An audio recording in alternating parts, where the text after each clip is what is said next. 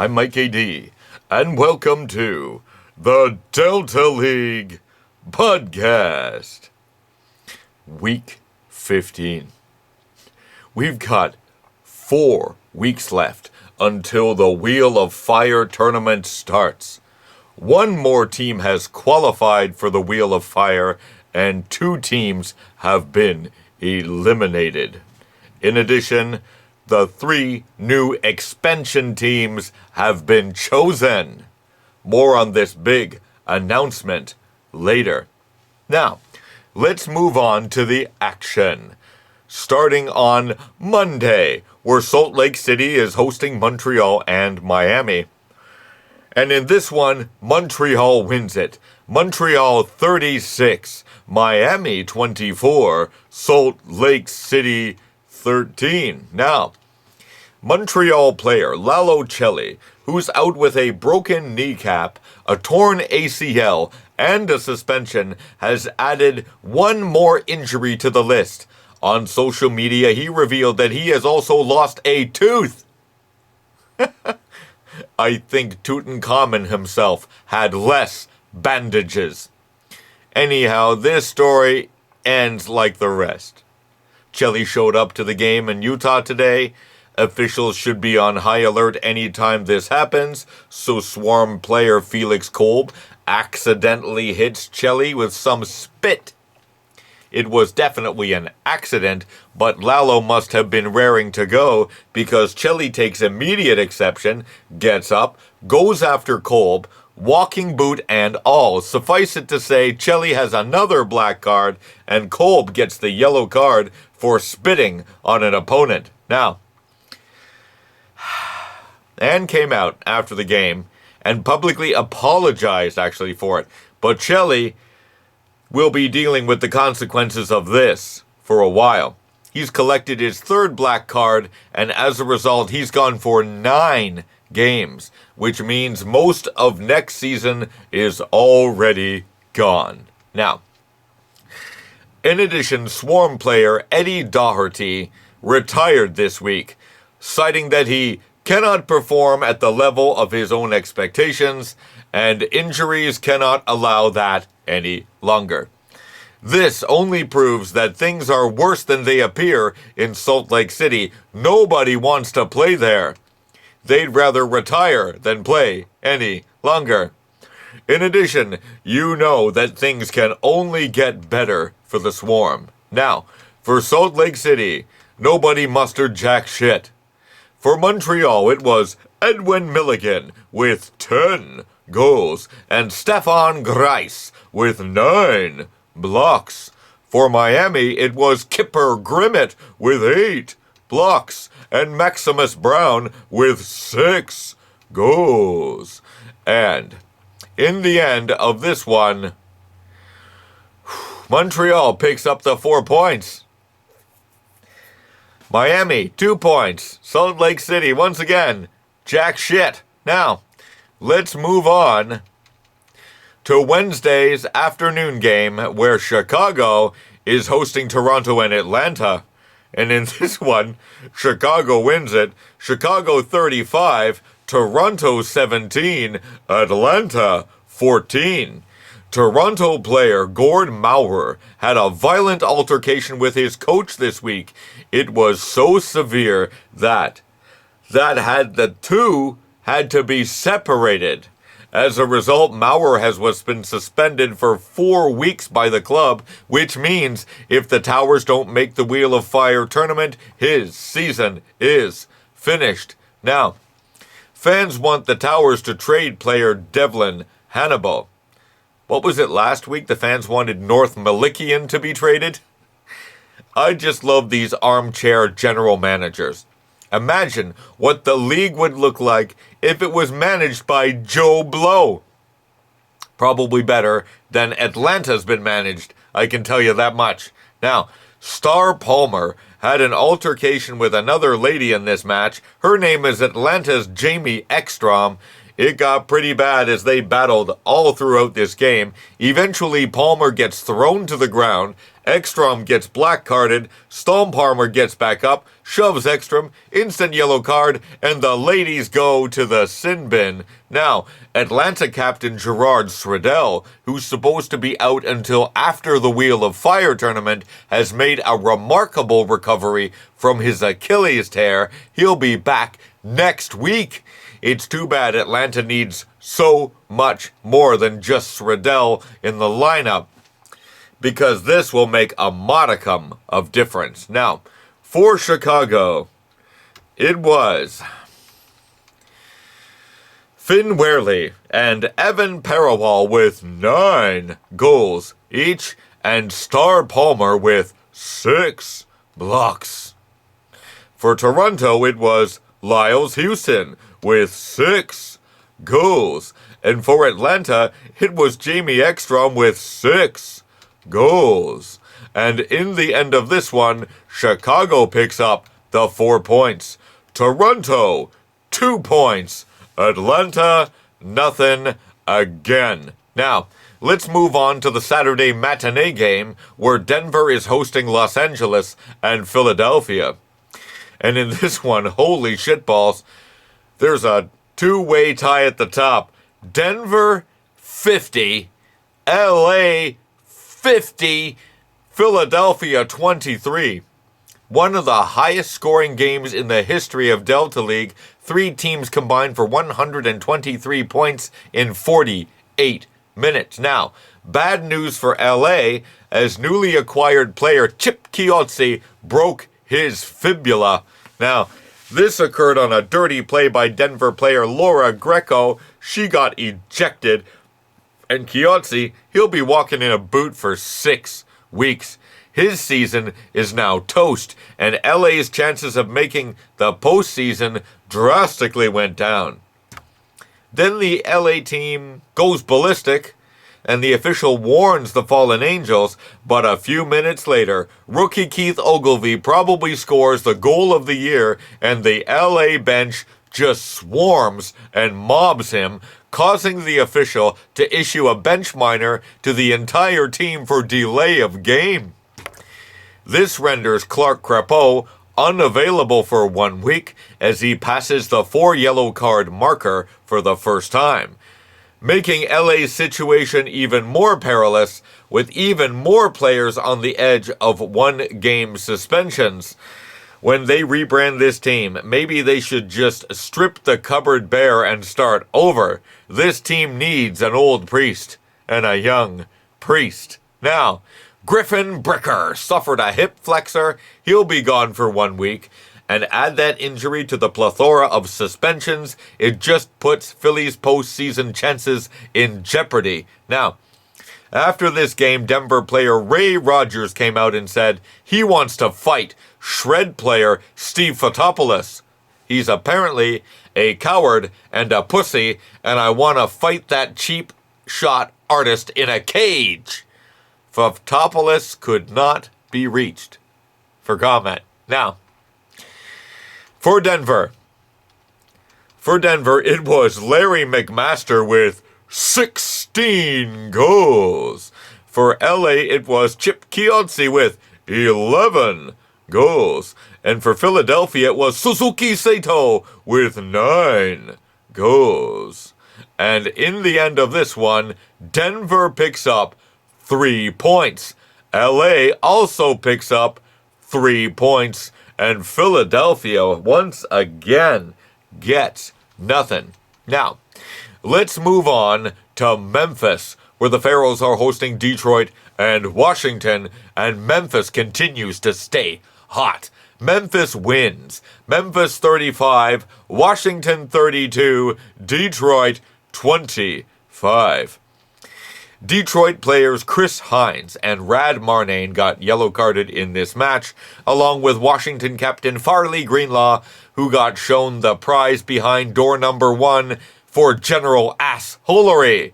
For Hines, it's his first card. For Marnane, ding, ding, ding, ding, it's 4. He's gone for 1 week. Now, for Memphis, it was Neil Conlon with 6 blocks. And William Miller with 9 goals. For Detroit, it was Rad Marnane with 8 goals. And for Washington, it was Sebastiano Guarnieri with 7 goals. And in the end of this one, Memphis picks up the 4 points. Washington, 2 points. Detroit, wow, nothing. Now, let's move on to Dallas, where the Lone Stars are hosting Vancouver and Boston. And in this one, Vancouver wins. Vancouver 30. Boston 18. Dallas 10. Now, Dallas took to the court in some crazy, shiny, silver alternate uniforms. Now, it looked like a classic car show with so much chrome out there.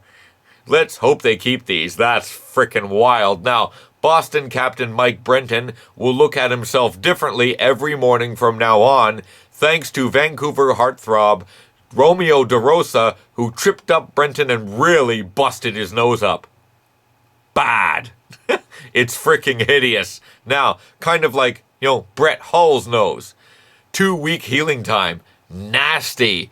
DeRosa gets an oohoo stick for his trouble, and Brenton gets a lifetime of double takes. Now, Boston's Kobe Dominguez, who's suffering from a list of injuries and a suspension, also got black-carded in this match for getting involved with Dallas star Nathaniel Mansfield after he signed a ball and gave it to Dominguez. Dominguez did not take it too well, and he punched Mansfield. Mansfield then pushed him. One thing leads to another, and it's a yellow for Mansfield, and for Dominguez, he'll be out until next year. And then some. Now, celebrity sighting at this game as Vancouver native Ryan Reynolds was seen in his Vancouver Orcas hat. Perhaps this guy is thinking about buying into the ownership group. That could be good for Delta League. Now, and Boston player Lord Matthew, who played the hero, for a woman who suffered a heart attack, he managed to keep the blood pumping until the EMS could arrive and take her to the hospital. Perhaps this Dallas fan will change teams when she is discharged from the hospital. Now, for Dallas, it was Bernie Tully, again Bernie Tully, 20 blocks. Then we have Vancouver with Bernie Pukila with 10 goals. And for Boston, it was Dave Toro with 8 goals. And in the end of this one, Vancouver gets the 4 points. Boston, 2 points. Dallas, nothing again. Now, let's move on to Phoenix, where the Rising are hosting Seattle and New York. And in this one, Seattle wins. Seattle 52, New York 32, Phoenix 27. Now, fans came out this week extremely critical of the Phoenix players and the management. And from the team's performance to the management's inability to get a deal for star player Curly Barnabani, this team has undoubtedly underperformed, and fans are understandably upset. They took a big step back this year compared to last year when they made the playoffs. All I can say is the management better do something this offseason because people's heads have been put on a pike for worse. Now, league leading scorer Rob Donoff did not play in this game. It was apparently the flu, but it didn't make a damn difference. Seattle just lit up everybody for 52 goals anyways. Now, Nick Hoja got yellow carded in this match, continually expressing just how deeply he doesn't give a fuck. Now, however, Hoja is also getting a divorce.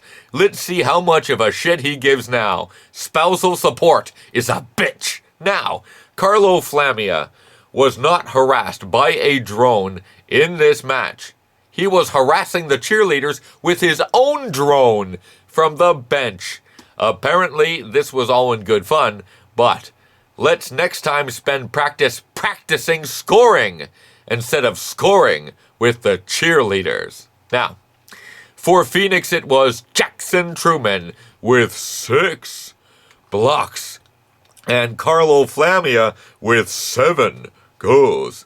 For Seattle, it was Ember Tagliabue with 12 goals. And Isaac Parker Johnson with 11 goals. And for New York, it was Ruck Weinstein with 11 goals. And in the end of this one, Seattle picks up the 4 points. New York, 2 points. Phoenix, nothing. Now, let's take a look at the standings. Up at the top, we got Seattle, 52 points. Chicago, 48 points. Detroit, 43 points. Washington, 39 points. Memphis, 37 points. Denver, 33 points. New York, 32 points. Montreal, 31 points. Toronto, 29 points. And the playoff line is drawn there. Now, losing the tiebreaker, Miami, 29 points. Philadelphia, 28 points. Vancouver and LA, 22 points apiece. Phoenix, 21 points. Boston, 17 points. Atlanta, 8 points. Dallas, 8 points. Salt Lake City, still 7 points. Now, as a result of Chicago's win and Philadelphia's loss, Chicago has clinched their first playoff berth. Now, as a result of Atlanta and Dallas losing, combined with Miami picking up 2 points, Atlanta and Dallas were officially eliminated from playoff contention. Now, if the playoffs started today, Seattle would play Toronto and Washington, Chicago would play Montreal and Memphis. That would be a cool matchup, and Detroit would play New York and Denver, and that is another great matchup. Here are the goal leaders after Week 15. We've got Rob Donoff, 101 goals. Ruck Weinstein, 90 goals. Laurie Moss, Seattle, 82 goals. James Korn, 76 goals. Larry McMaster, 74 goals. Venus Pilar, 74 goals. Evan Perelwall, 71 goals. Stefan Grice, 71 goals. Chip Chiozzi, 67 goals. Mohamed Carnasale, 66 goals. And there are 4 players with 64 goals. The offensive player of the week is Larry McMaster from Denver with 16 goals. Now, on to the block leaders after Week 15. Up at the top, we have a new leader, Bernie Tully, 78 blocks. Vlad Millet, 76 blocks. Cyrus Holleran and Alan Adams, 67 blocks apiece. Jackson Truman, we got 66 blocks. Anatoly Schaefer, 61 blocks. Frank Viano, Harlequin Butcher, 58 blocks apiece. Emmett Ruan, 57 blocks. Kofi Dominguez, 56 blocks. Romeo DeRosa, Rhino Montalban, 52 blocks apiece.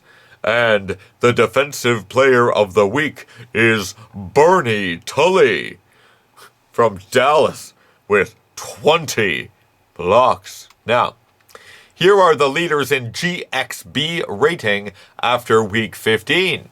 We got Vlad Millet, 48-64. Rob Donoff, 42-42. Laurie Moss, 37-72. James Korn, 34-96. Chip Chiozzi, 32-16. Rhino Montalban, 31-72. Bernie Tully, 28-86. Isaac Parker Johnson, 26-24. Mohamed Carnasale, 23-76. We got Larry McMaster, 24-42. Venus Pilar, 22-94. Star Palmer, 22-40. And now we'll move on to league news. So, this Saturday evening, Darcy and the Board of Governors announced the 3 teams that would be joining Delta League starting next year.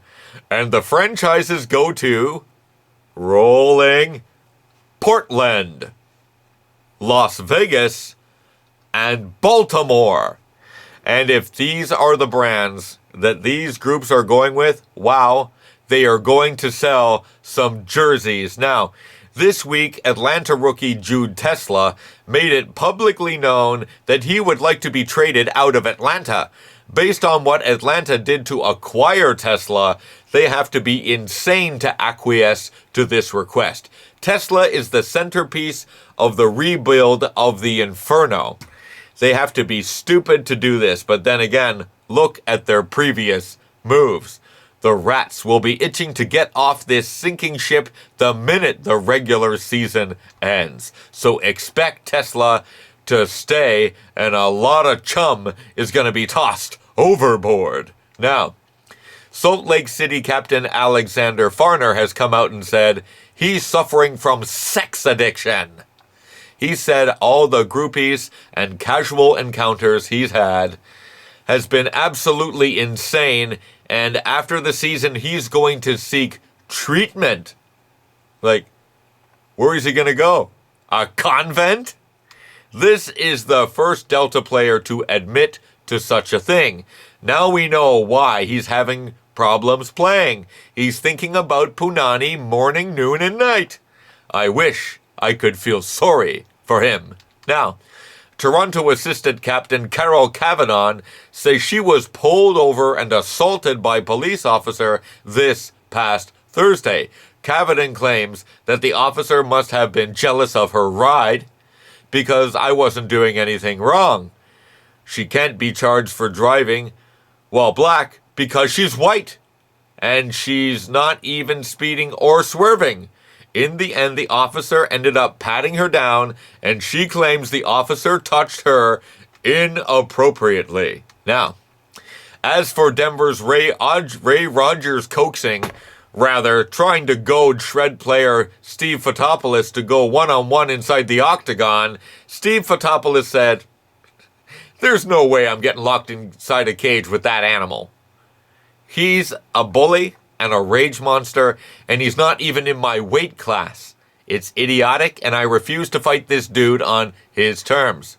I'll see him in the playoffs, and we'll see who's laughing later." Then Darcy DeMello rang in and specifically put the kibosh on this idea. "I absolutely refuse to condone this goonish behavior," he said, "and no fight of any kind between our players will take place whatsoever. Steve and Ray will have to find a more gentlemanly way and cerebral way of settling their differences, but it won't be settled in a human cockfight. Not while I'm commissioner of this league, and I will not sanction it." Now, on to the mailbag. Matty V. What is it with this Boston ownership group? They seem to usher everyone out of town. First Colella, now Rollins. Perhaps it's not the players that are the problem. Touché. Touché. They really bungled that Colella departure in a catastrophic way. Only to have him be the league MVP and lead Washington to a berth in the finals.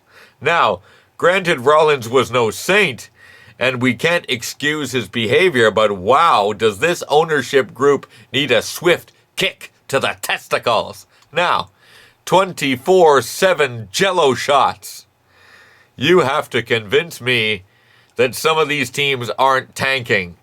What do you think of instituting a lottery system to prevent this obvious tanking? These teams suck on purpose. There is a great deal of parity in this league, but there is also great disparity between the best and the worst. And the contrast between a team like Seattle and a team like Salt Lake City is stark. Now, there are some cases like Boston who, as it appears, want their team to lose, at least based on the trades that they've made. even Philadelphia last year, like, you had the feeling that the general manager was playing for the other team and not the Shred. Teams like the Swarm, Dallas, Boston must feel the icy cold touch of the Reaper and know that it isn't long before they're eliminated from playoff contention. Now, I don't know one professional who wants to go out there and lose night after night. That must take its toll. But I wouldn't put it past management to put a lackluster team together in order to receive a high draft pick. That player would turn the fortunes around. Now, sometimes magic comes from unexpected places. Look at a guy like James Corn. He's pretty much the rookie of the year, and Seattle took him in the 3rd round. It means that prospect of being a panacea for all a team's worries is just never guaranteed. Now, Poison Gas Man. Very puzzled by that Baltimore choice for the expansion team. I honestly thought it was going to be Pittsburgh. Who do you think will be in the next round of choices for expansion? Now, same here, actually. But maybe someone saw that tentative logo and said, damn, is that a bukkake of awesomeness? Fuck Pittsburgh. I understand the desire to expand Delta League's western footprint, though. Las Vegas seems like the current place for putting sports franchises nowadays. I understand why you'd want a team in the Pacific Northwest. They're instant rivals with Vancouver and Seattle, but that makes a big gap in the center of the map, which I think will be filled out in the next few rounds of the expansion. Houston sounds like a logical place. St. Louis is a great location. OKC and the aforementioned Pittsburgh. I think they're getting a team in 2 years' times. That's what I honestly believe. Now, let's look at the next week's games and predictions for Week 16 before we bid you adieu. Now, starting out with Monday, where Seattle hosts Dallas and Washington, and Washington has really petered out in the last third of the season, and the reason they're still in the thick of it is due to their brilliant start. However, that bountiful padding of points has whittled away, and now they're in danger of falling close to the playoff line. The good news is their opponent is Dallas, so 2 points is assured. Seattle will continue to use teams for target practice until 4 weeks from now, where the games really count. Now, on to Wednesday, where Toronto hosts Phoenix and Miami, and this looks interesting. Phoenix is not going to make the playoffs this year, but Miami and Toronto are in the thick of it. If Miami is going to get their second win of the season, it will be here. It's such a crapshoot because of how inconsistent Toronto and Phoenix have been. I think this will be the closest matchup of the week. Too close to call. Now, on to the Saturday matinee game where Chicago hosts Chicago and Salt Lake City. You kidding me? Chicago wins. New York gets the deuce.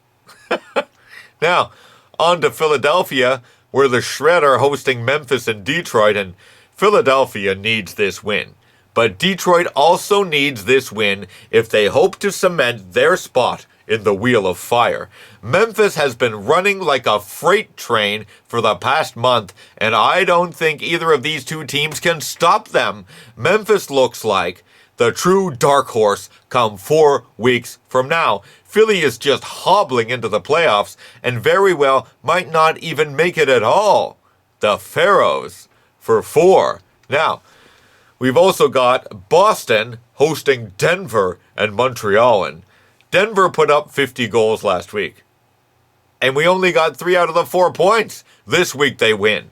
Boston is making a sad crawl towards the finish line, and Montreal will take the 2, inching closer and closer to their first playoff berth. Maybe. Now, on to Vancouver, where the Orcas are hosting LA and Atlanta, and Atlanta looked like they were going to make a run for it, then self-sabotage themselves with impulsive stupidity. Vancouver has been pretty hot lately. Too bad it's a little too late. And as far as Atlanta goes, well, too late was 10 weeks ago. That's it for the Delta League podcast. We'll see you next week, where the action continues and never stops.